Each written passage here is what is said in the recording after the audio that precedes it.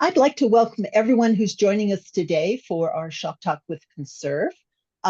We're glad you're with us, so say hello in chat and let us know what institution you're with.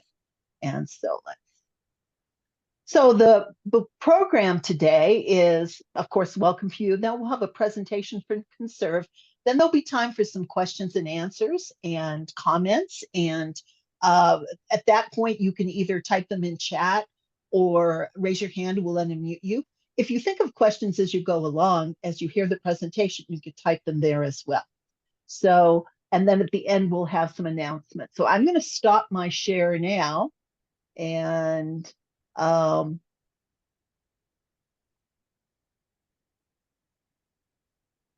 right, and Claire, go ahead and share your screen, and then we'll get started from there.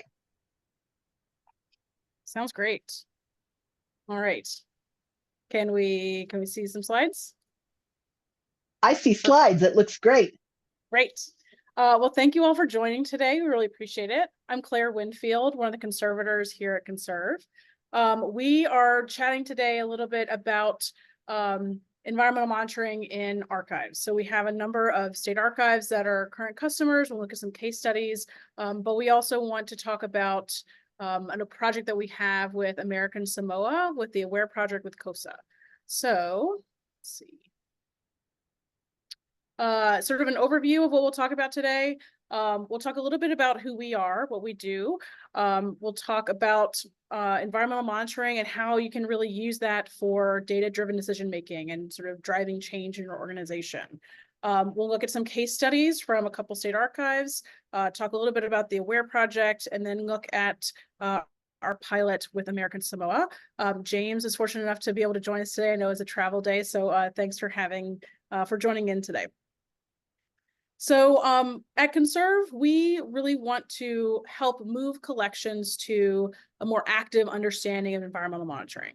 Typically, the way this happens in cultural heritage now is that you have maybe a data logger, or you sort of know you should be sort of keeping track of things. You maybe collect some data, you maybe look at it, you maybe don't, kind of put it in a folder, and that's kind of the end of it. The problem with this is that you're looking back at things that have already happened, and it's kind of hard to do anything with that data. You know, oh, I had high humidity 3 weeks ago. That was 3 weeks ago. You know, unless it's still happening now, it's really hard to drive change and make a lot of action out of that. So we really want to help move this to a more active understanding of the word monitoring.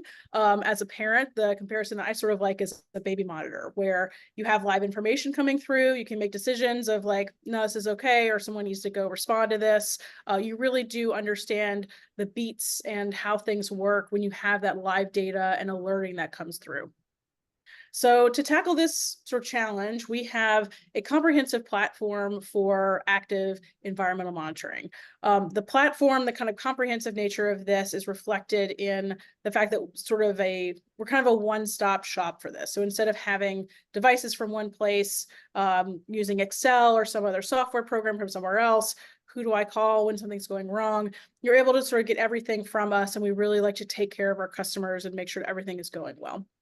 So the way that we accomplish this, the sensors and the hardware collect data for you all the time. So you're not having to go around and collect data. It's also live, so it gives you that active data stream that's coming through.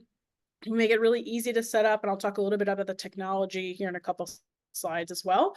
The software is designed specifically for collections. So we do not also try to serve medical, pharmaceutical, agriculture. We are specifically focused on collections, and libraries and archives make up about 40% of our customers.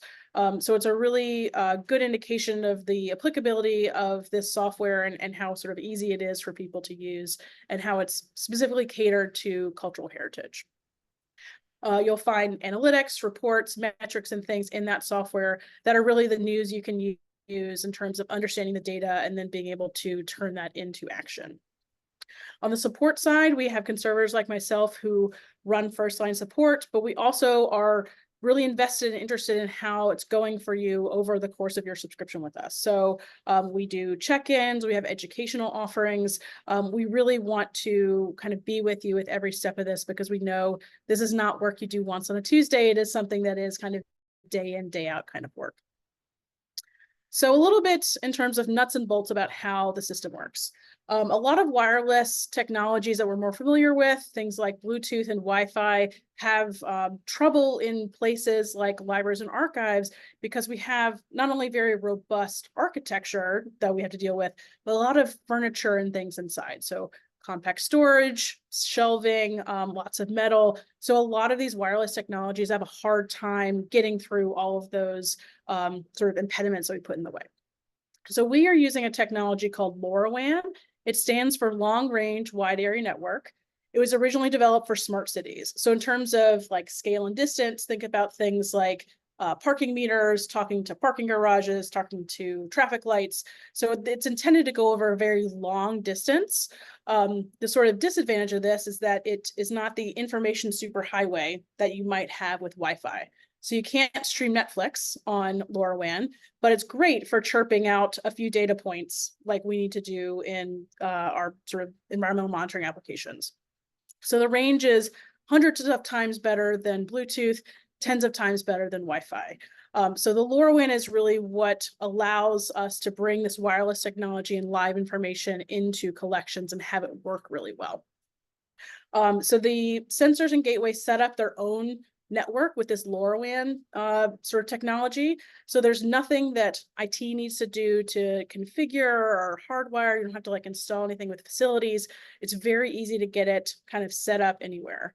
The gateway, which is sort of the central hub that you see over here on the left, this one connects with either Ethernet or a cellular data connection. So that cellular data allows you to kind of set this up anywhere, offsite storage, remote areas where you don't necessarily even have Wi-Fi connection. If you have enough cell signal to send a text message, the gateway will send those sensor readings on through. It's very easy to set up, you sort of get started in a matter of minutes. You plug the gateway into the wall, the sensors run on batteries, you pull a battery tab already mapped in the software. Again, a couple minutes and the system is sort of communicating and giving you data right away. And as part of your subscription with us, we also take on all of like the maintenance. So batteries, calibration, warranty, all of that is included as part of the subscription with us. We have a variety of sensors. Our first one here is our sort of flagship sensor. This is the one that does temperature, humidity, light, UV is coming back in our next sensor version, which is exciting, and shock. We also have other sensors that are designed by other folks. The nice thing about LoRaWAN, because it's broadly used communication technology, other people are making things. So if someone has something interesting that we think is a good use case that we want to bring into our sort of portfolio, we're able to sort of bring that in. So we have two different kinds of leak sensors.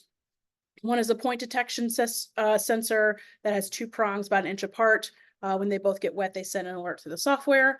As well as a rope style leak detection sensor. So the rope anywhere along a 1 meter long sort of braided cord, anywhere that gets wet, it will send an alert right away through the software. We also have sensors for cold storage. We have a cryo cold storage sensor, which is new, probably less applicable for archives, but if you have colleagues in natural histories, or if anyone has kind of human specimens that need to be kept down cold to negative 198 Celsius. We've got that, as well as an outdoor sensor as well. So all the sensors take their readings, send them through the central hub called a gateway. The gateway sends it to the cloud, and that's where you can get to it in the software. So the software is specifically built for collections. It's really great because it has metrics and different things that allow you to understand your data in the context of what you care about. So things like mold risk, things like time weighted preservation index are sort of built in, so you have those at your fingertips. The real-time alerts are really what make this sort of this active system. So you can have these set in series, for example. So, you know, maybe I get an email once a day if the humidity is out of range, but if it's more than 85% humidity, something terribly wrong is going on. Everyone gets a push to their phone every 10 minutes. The software is cloud-based, so you're able to get to it from anywhere. We have a mobile app as well that allows you to make observations, check current readings. We also allow unlimited free users and data storage, and you're allowed to sort of import existing data. So if you have sensors, if you have a BMS system that has CSV files you want to bring in, you can bring that into the software and sort of view it with our tools. We also have a module for integrated pest management as part of the software. And last but not least is the word free here, because the idea that we have with the software is that we want to be able to provide these tools to collections, sort of no matter their budget and ability. So we want to have this so you're able to import sensors. So if you're interested in getting started with this, just let me know. But we have it as a resource for collection. So if nothing else from today and you're interested in this, just let us know. As part of the offering with our sensor subscription, support is really important to us in making sure that people are doing well with the system. So as part of that, we have conservators that run first line support. So if you have a problem, it's someone who has done this before, who really understands your needs, who's helping you out. We also are really thorough in the way that we sort of help people implement this, both in sort of consultation initially, but also guided installation with a couple different options there. We check in with our customers every year. We have a lot of educational resources, a great community. That's another thing where everyone is welcome. There's people from all different stripes in terms of collections who are in the community exchanging resources. We have events. So archivists, certainly conservators like myself, but also registrars, directors, entomologists, building specialists, HVAC people. So it's a great place to come and meet others and sort of exchange ideas and events and that sort of thing. So the idea here is like the so what, right? You know, we're collecting all this data. We sort of know we need to do it, but what can we really do with all this data? First, it's important to understand why the environment is really so critical for the preservation of our collections. And the next one is sort of understanding what we can then do with the data and what we can change. So when we think about risks to our collection, we often think about kind of big, scary things, more acute risks.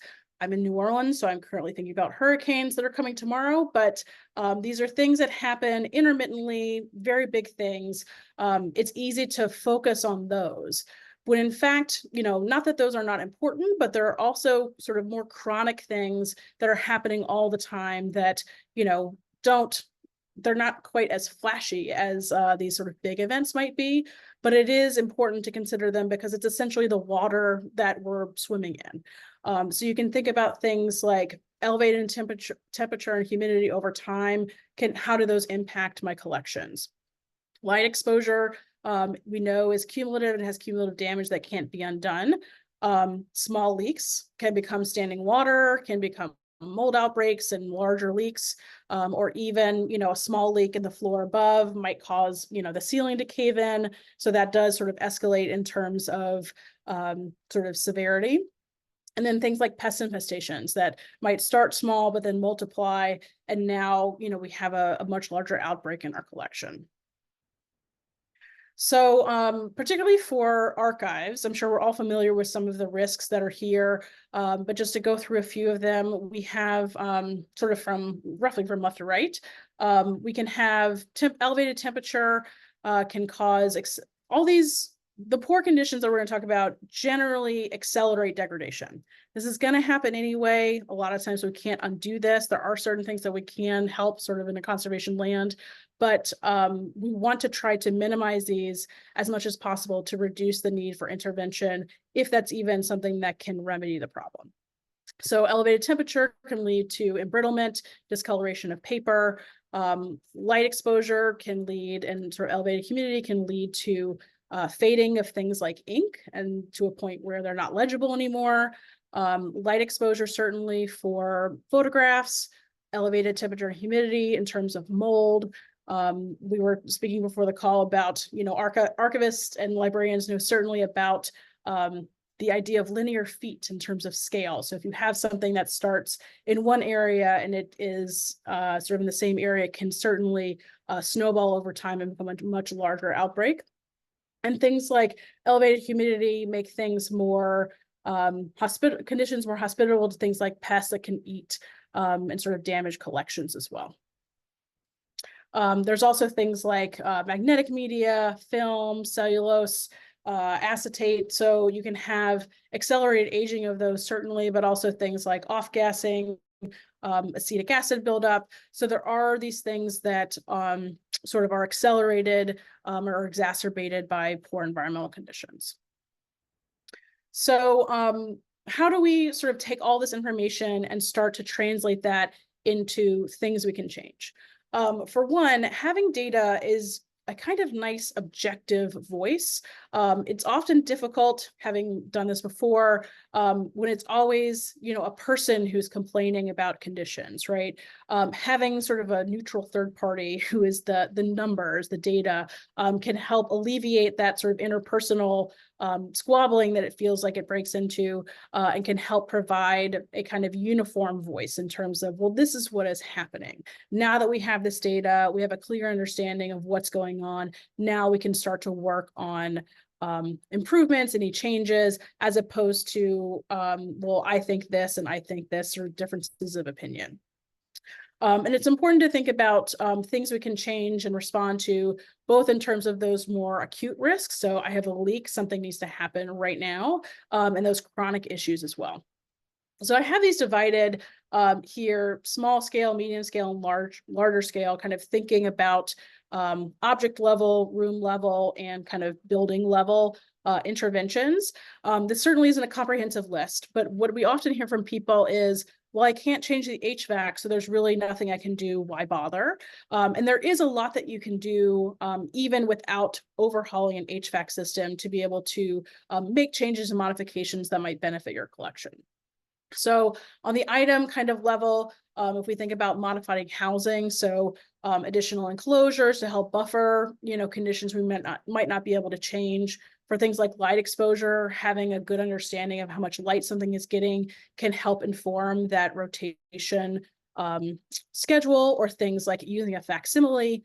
Microclimates, so if you have particularly sensitive artifacts and you want them in a different kind of environment, people often do this with like sealed storage for metals, for example, at lower humidities, and covers, right? If you want to reduce the light exposure on something, you can have a cover so people can sort of lift it off and put it back when they're not actively viewing the object. It can also inform not just display sort of practices, but those for us in storage, right? We know that people are leaving the lights on overnight, and so now we can send an email reminder, hey, don't forget to turn off the lights. Or we can talk to engineering about, can we install something that just turns off the lights automatically after 4 hours if no one has been in there. On the medium scale terms, you can think about appliances, right? I can't maybe redo the whole building from the top down, but can I put a dehumidifier in the space? Can I put a second dehumidifier in this space? Can I think about advocating for cool storage or freezer storage? I've identified these this media that would really be benefited by being kept cold. Our current setup doesn't allow for this. How can we put those in something smaller that's more suited to those specific objects?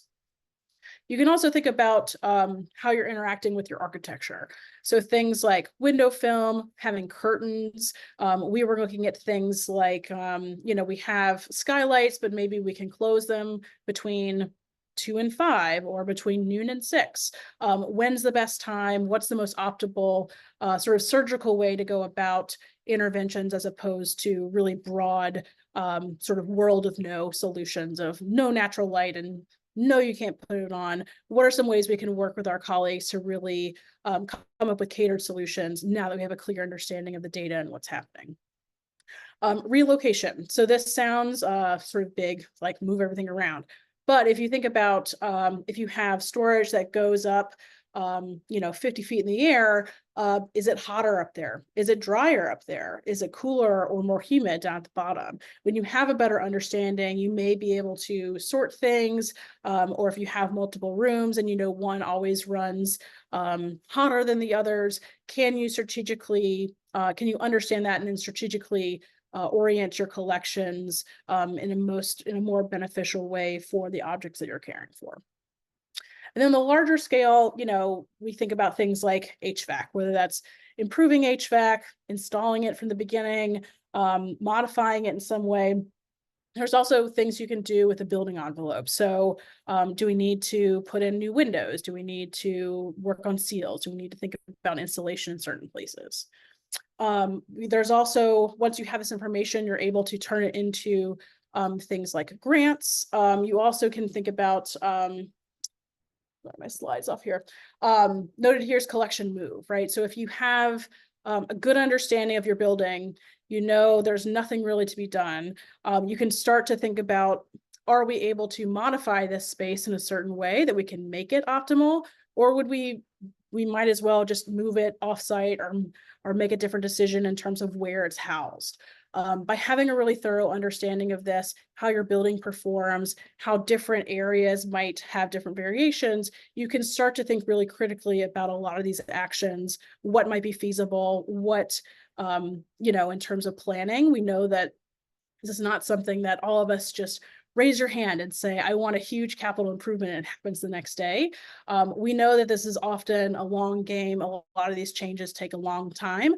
So having data and then beginning to advocate for it and seeing it through, not only is it a problem just this summer, but also this fall and also this winter and also next spring, you really start to build a case for these larger interventions as well. So I want to look at a couple case studies with some current Conserv customers. So first, we're going to look here at some interviews that we did with Chris Kinsel at Maryland State Archives. So before he had Conserv, Chris was using manual data loggers sort of all over multiple buildings, spending a lot of time just gathering this information. We hear this a lot from people. The only thing I have time for is to go run around and collect the data, much less do anything with it. So having that real-time data enables you not to spend your time running around, but instead you can sort of shift that to higher value work, really understanding what's going on, and getting information in real time is really critical. It's very easy to get data from like a month ago, and there's not much you can really do. So having that live information, real-time alerts is really critical for being able to respond for those more acute events that are happening. The other thing that is really special about the system is that you're able to customize alerts. So very rarely do we have buildings that all respond and behave in the same way. I'm sure we can think about our spaces and know, oh yeah, this one behaves, this one is warmer, this one is cooler, this one is always all over the place, this one's more consistent. So you can set alerts based on certain rooms, certain sections of your building. So if you have one that is always all over the place, you can set alerts for higher and lower thresholds in that space versus one that's more consistent, or a case that's more consistent. So you have basically, again, that news you can use that's customized for your different spaces. We know that alert fatigue is entirely real.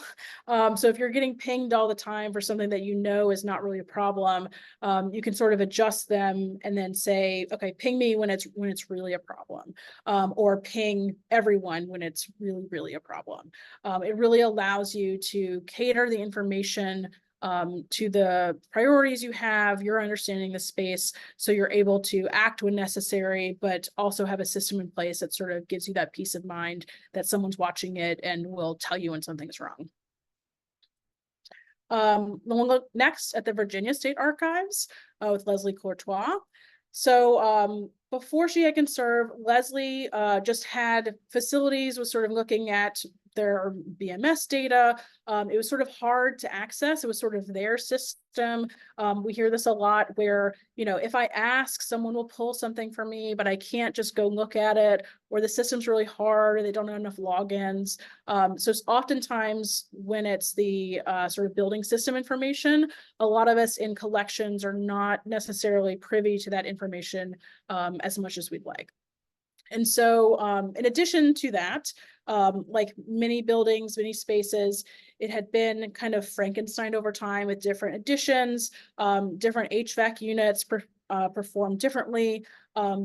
when I was living in St. Louis, I would often remark, everyone says that their weather changes, on a dime all the time. But having lived in the DC area, I know that, Virginia certainly is a place where it can be cold one day, hot the next, rainy the next. So when you have this variable climate, it is difficult sometimes to make sure, okay, the heat's on this day and the AC is on the next day.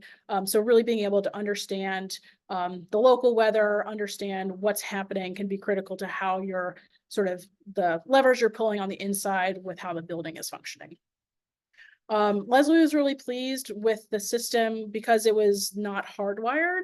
So you're able basically to pull the battery tabs. There are magnets on the back that you can sort of stick, but we also send some 3M strips so you can really stick them kind of anywhere. So it's very easy to install. You don't have to bother colleagues that might be busy or have, a bunch of difficulty in terms of installation. And that allows us to sort of stand the system up in places that don't have necessarily really robust infrastructure. I know for us, when I worked in a museum, offsite storage, there's no way we're getting Wi-Fi out there. It's not our building. Why would we need it? It's just staff who goes over there. There's no visitors there. So we hear this a lot in terms of not having that existing infrastructure in places, but it's still a place that you want to monitor. And she remarked that, preservation is not, preservation's a verb, right? There's lots of active things we do. It sort of speaks to that sort of action-based, what can we do with this data, making changes. By understanding the spaces, you're really able to think really critically, understand things very deeply, and begin to sort of move the needle by making good choices for your collection. So now I would like to talk a little bit about the pilot that we have at American Samoa. So this is tied with the AWARE project. Essentially, it's a grant from IMLS, a leadership planning grant that CoSA was awarded. The idea is to investigate and articulate the needs of territorial and non-contiguous state archives. So when we were sort of chatting about partnership options, this was something that was of interest to us. We're data people. We have been talking about collecting data and how you can use that for change. So as part of this, there are a number of data gathering sort of ideas and sort of seeing what we have, and then looking forward towards how we can begin to implement change and think about things both for the territories, but also the rest of the state archives. So we basically asked, hey, who's interested in doing a pilot with us? The idea was that we would outfit one or two of the territories and non-contiguous state archives with equipment for a year, have a year of pilot to begin to collect this data. We find that having a full year of environmental data is really important because we do know that there are seasonal variations and those vary from place to place. And so Jim raised his hand, thank you, Jim, and was interested in having a pilot program. So we spoke in kind of May, June or so, basically sized up to say we need 6 Conserv sensors. There was an area of sort of known leak issues, so we have a leak sensor there as well. And one gateway kind of serves the areas that Jim was interested in monitoring. So a little bit about the American Samoa Office of Archives and Records. The original building was built in 1992. I know that feels like not very long ago, but in terms of the building, it is a bit of an older building, and it's fairly near capacity. We hear this a lot in terms of, it's very rare, I think, that people have lots of extra space to sort of move around and grow and expand. And there is a separate, newer built treasury storage building that's sort of the primary source of records. They are working to, with digitization efforts, but a lot of the paper does sort of come from that stream. Limited funding, about a 5-person team, 37,000 square feet that we're sort of working with here. Their primary holdings are local government sort of paper in terms of executive, legislative, and judicial, with a small amount of local collections and donations that they do accept. In terms of the materials, we're talking about a lot of paper, photography, film, tape, and they have a 68-degree Fahrenheit target that they're trying to sort of reach in their spaces. In terms of sort of the existing infrastructure, The building is sort of problematic in terms of sort of structure, known power outages. I know this is something I've experienced when I've worked different places that can really impact, environments particularly. Known temperature, humidity, and leak issues. And they've been working towards advocating for things like HVAC improvements, having it on sort of 24/7. This is something that I know a lot of people are thinking about now in terms of sustainability efforts. Can we shut things off at night? Can we sort of run things partially? So it's sort of an interesting thing to be thinking about for all of us in terms of sustainability and what can we do? What are the priorities in terms of how can we maintain the climate that we need, but also think about some sustainability issues as well. So, oops. We are up and running, which is very exciting. Jim is traveling, so he can use the mobile app. He can go on a browser and sort of see current conditions. We have 6 sensors. So you see one here sort of stuck. We've got cinder block construction, a lot of storage boxes. Next we have, I love this, over the computer station. It's a little hard to see. I admittedly had to sort of look very closely at the picture to find it, but it's right here. Next, we have, again, in the stacks, pictured here. And also a leak sensor. So this is a great example sort of showing, you can kind of set this up anywhere, and then anytime these 2 prongs are wet, it's going to send an alert through the software. And so in terms of data that's coming through, the idea is to really fully understand these spaces. There's been some efforts in terms of monitoring, but it's sort of hard to kind of compile the data together. So Jim really wants to understand all the spaces that he's monitoring, and any microenvironments or microclimates that might be there. We know from all of our experience that a lot of times you might have certain patches and areas that behave a little bit differently. Ventilation, sometimes even just moving the air around can help, but sometimes we've got little patches that aren't quite as well reached by things like ductwork or standing units.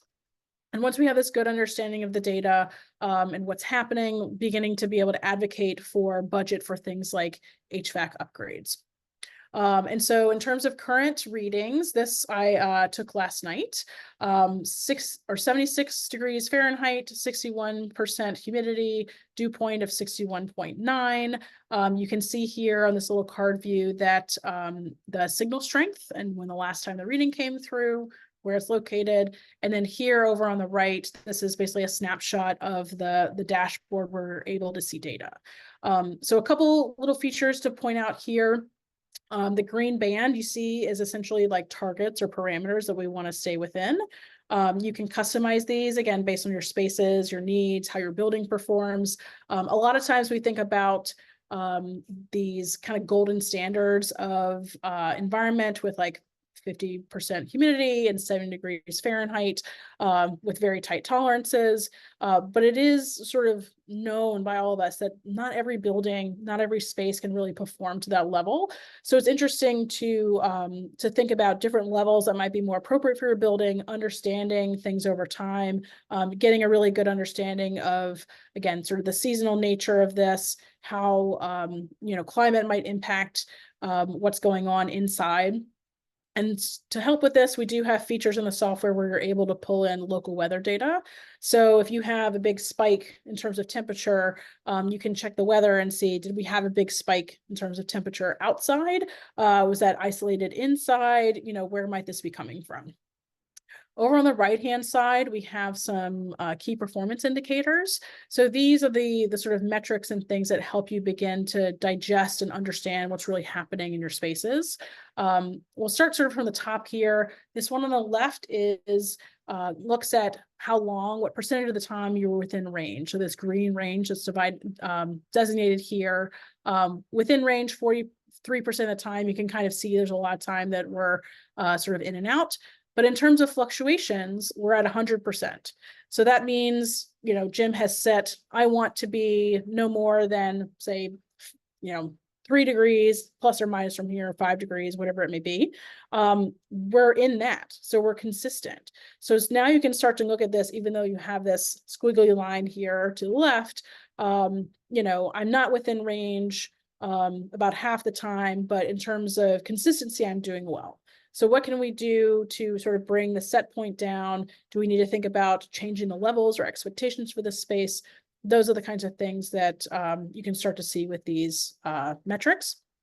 The next one down is humidity, sort of the flip case actually for humidity. So within our range, we're there 83% of the time, but in terms of consistency, only 13. So this starts to speak to, you know, our humidity is more variable than we might like, that we sort of have set as an expectation in the software.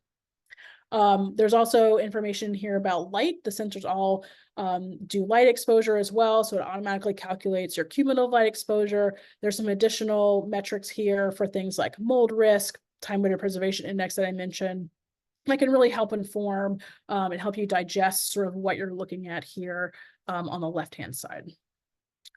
So that's sort of what I wanted to cover today. I know there's a good amount of time for questions. This is not me. This is my colleague, Dave. Dave's our CEO. He's the one who's going to be in St. Louis for the conference coming up soon. So, you know, certainly time for questions today, but if you or others have questions, Dave's the one to find in St. Louis.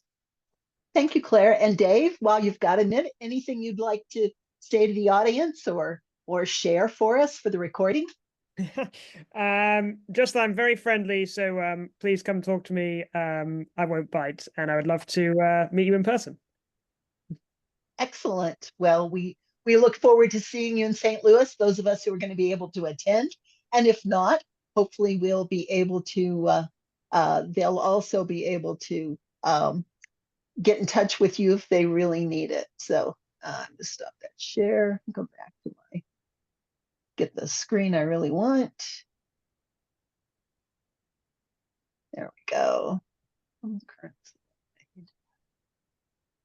All right, so we're at the portion of the presentation where we can have questions. And if you have a question, please feel free to type it in chat and then we can ask. Otherwise, I've got one, Claire. So listening to you talk all about the wonderful pieces of data that this can collect, how does that dovetail with, say, disaster planning or maybe developing a disaster plan? Is it useful for that, or what kinds of things could you do? Yeah. So there's a few different ways that this fits in with disaster preparedness and response. One really kind of thinking from the most obvious is that this system will run, you know, and you can access it when you are not there. So we have a great case study on our website from where I am here in New Orleans. One of the institutions here, the World War II Museum, was able to monitor while they were off-site. So the head of collections was elsewhere in town with no power, no internet. The city, you know, and even where the museum was, also no power, no internet. The gateway has a 4-hour battery backup, but also they had a backup generator, so they were able to plug in the gateway, so it was able to transmit. And they had an area that was not a collections area that wasn't on the backup generator system. So she was able to see from her house, you know, with no power, no internet, with the mobile app on her phone, what was happening in that space. She's able to communicate with the stay behind team. They basically went in and checked to make sure there were no holes in the ceiling, no standing water on the floor, and then shut the door. So it's like keeping the good air in the refrigerator, right? Keep that good conditioned air in for as long as we can. So they watched it over several days, and then finally, you know, electricity wasn't back. Tony told them, hey, we need to think about portable generators, portable dehumidifiers. It's starting to get warm in this space. So they were able to prepare those things, stage them, and then when it was time to act, they were completely ready. They knew exactly what they needed to do, when they needed to do it, between alerting and being able to access this data from elsewhere. On the preparedness side, it's really helpful to be able to understand what is normal for your spaces. You know, like, yeah, it's normal that our humidity goes up to 80% when it's raining outside. So that way, if it's a Saturday, everybody's at home, or it's the holidays or traveling, if you understand what's sort of normal and typical for your building, you understand what is atypical. So that really, between that and the alerts, it really allows you to act when you need to, but also sort of check remotely when, you know, you're not quite sure. We also have in our community, we do a lot of programming about we have people who've talked about risk assessment, people who've talked about seismic preparation, all kinds of different topics that sort of tie in with disaster response and preparedness. And so it's something that we are really keenly interested in. We know there's always more work to do here. And so we're happy to sort of provide that education for our users and non-users alike. Wonderful, thank you. Yeah, I could see where this could be very helpful as you're trying to sell the case for disaster preparedness. If you've got hard data that says, this is what happens on a regular basis. So guess what's going to happen if we have a hurricane or a tornado or whatever. So yeah, yeah, go ahead. Oh, it was so yeah, that's the other thing with really understanding that risk assessment piece is that, you know, when we think about disaster response, we think about, you know, the earthquakes, the tornadoes, the hurricanes, but the little things can add up certainly over time as well. And so while you're thinking about, okay, what do we do when there's a huge flood? What do we do when the big one comes? It can be easy sometimes to forget, you know, you've got, you know, your temperature and humidity are sort of picking away at your collection, and things are, you know, like degrading kind of quietly sometimes more quickly than others, but while we can be distracted by other things. And so I think having as good of a climate as we can for that large scale preservation of your collection can be really critical for the longevity, even aside from big acute events like we see with disaster response. Great. Anybody else have any questions? You can raise your hand and we can unmute you, or you can type it in chat. This has been very informative. I know a lot of our members that aren't going to be able to watch it live are going to be watching the recording. So I think it's a great time. So if you've got that question, now's a good time to ask it. So I'm not seeing any, but that's all right. They may think of some before we finish. So, whoops, there we go. So what I'd like to do is take a few minutes to remind everybody that in addition to things like Shop Talks, we also have our Siri webinars. The next one's going to be on October 10th, which is Electronic Records Day, and they're going to talk about best metadata practices. So you can sign up for that. Our member webinars, which are held monthly, we've got 2 coming up. So for those of you who are not going to be able to be in St. Louis, we're going to come back that next week and do a little webinar, just kind of giving you the highlights of what you missed. So hopefully you want to go next year. And that'll be in September. And then in October, we're actually going to showcase 2 of our archives, Mississippi and Alaska. So you get to learn something about what those particular facilities have going forward. As always, there are lots of ways to stay in touch with us at CoSA, and we will have additional shop talks too this year. So look out for those announcements, and we appreciate everyone joining us today for this webinar, and we hope you'll join us again. There may be a little evaluation after you close out.